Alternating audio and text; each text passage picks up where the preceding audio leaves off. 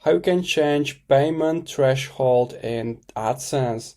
So the payment threshold is the minimum amount of money which will be sent to your bank account after you reach that amount. So how you can change it? Open your Google AdSense and on the left click on Payments and click Payments Info. Now you want to scroll down and find Settings and click Manage Settings. Once you are here, find the area of payment schedule and now it's set to 70 euros threshold and you can change it, so click it.